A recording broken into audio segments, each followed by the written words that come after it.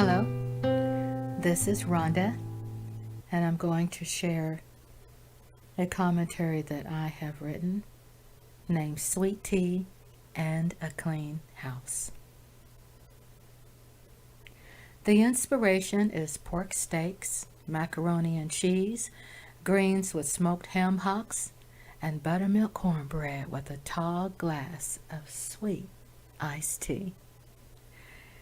Every time I'm in the kitchen, first, it must be clean before I do anything. And as I cook, I wash my dishes. My kitchen is organized, my glasses perfectly shined, pots and pans grease-free, and my silverware is in order.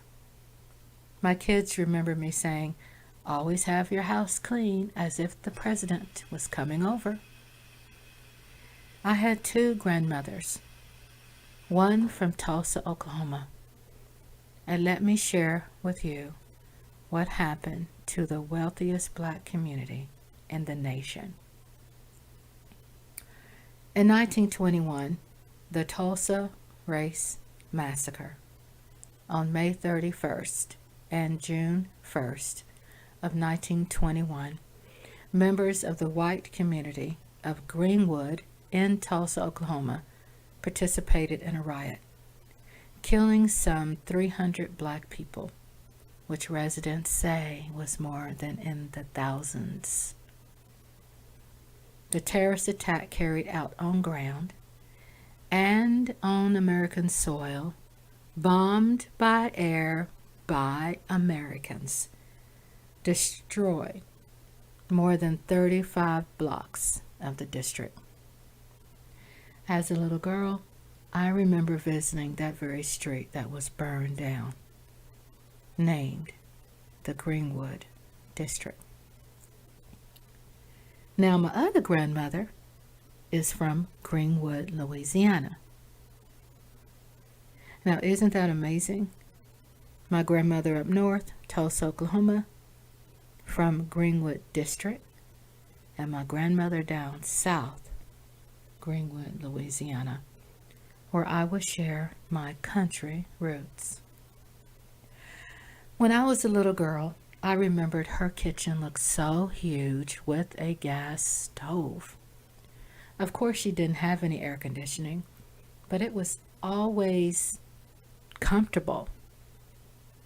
She was always washing the dishes while looking out her window. I remember she kept a perfectly clean kitchen that always smelled like a Clorox or a Pine Sol. Today, those are my favorite cleaning products. In those days, it was about being perfectly clean because of the belief in the mind and soul that you could get sick if it was dirty. So if you kept it clean, then it would keep you from getting ill.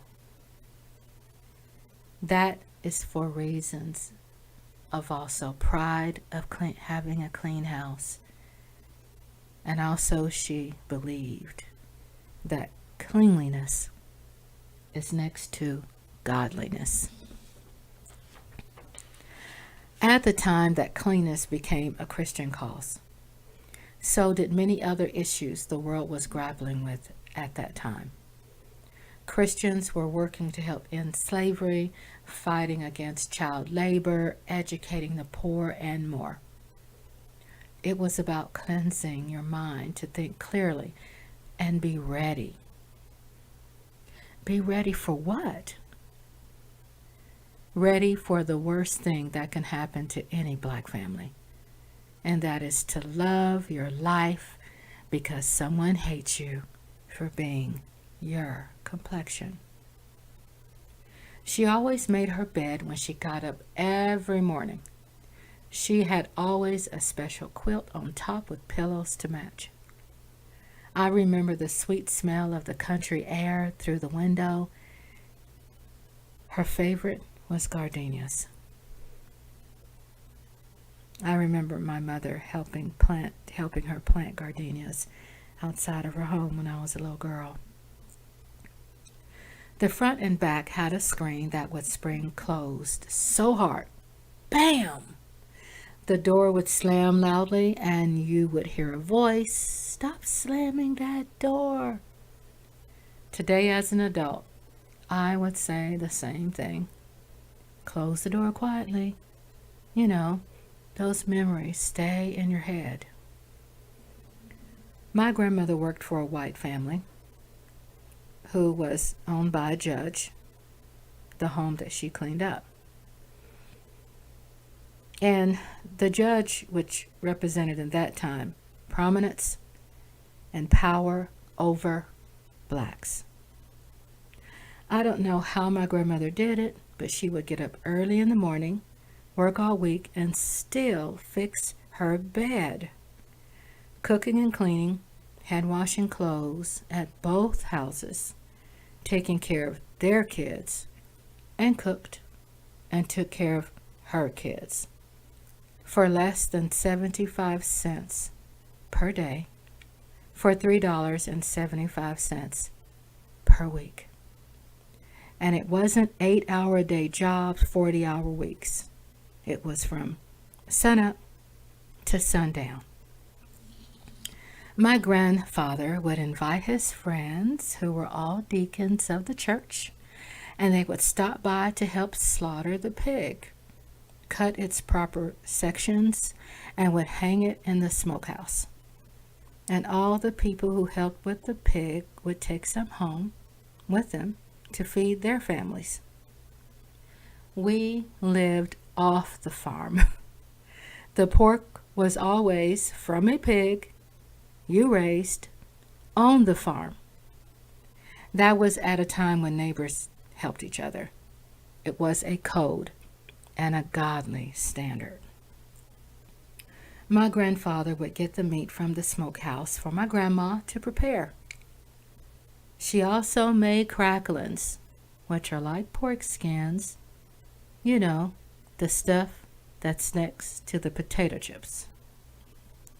She would fry the pork steaks, which smelled so good.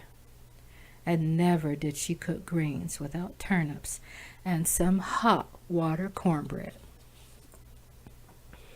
We all sat at the dinner table with my granddad, who sat at the front of the table every night together and said grace. Grace had a whole higher meaning at that time. It was praying that everyone would be together the next day, especially living in one of the most racist towns in the state of Louisiana. Those prayers had an emotional cry of faith, humility and pride, exhausted and worn, yet strong to represent by example, while young eyes were a witness of being together, and tummies growling to eat everything that was set before us.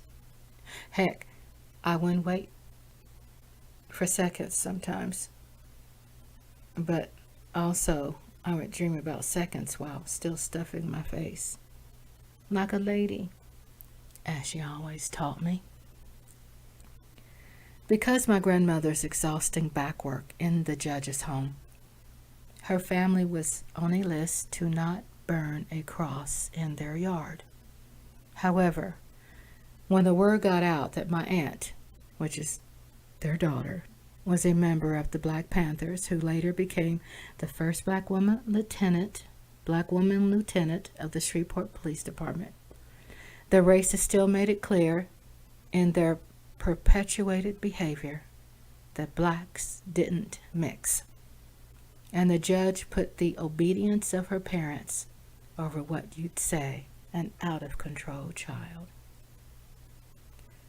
Of course, they were spared from a burning cross, but showing up in their trucks and shouting expletives. I'll never forget. I was a child. I'm an American, and no child should ever see or hear anything like this. But I did, for the sake knowing I would grow up fighting against this with every breath take. Today, the food I cook and how I cook, the way I wash and clean the house, and the importance of sanitary red meat and safe poultry preparation is my religion. To protect my family from illness, to cook with perfection, to show my soul into the seasonings, and love for my history, and the rejoicing of a better future. The joy of being Black shows in how I live in the privacy of my home with the ones I love so dearly.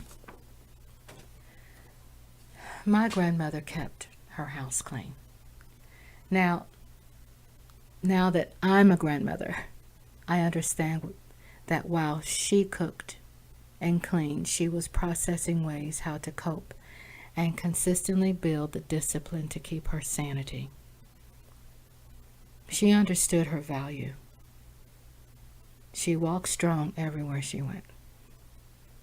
She was born in 1916 and voted for President Barack Obama twice.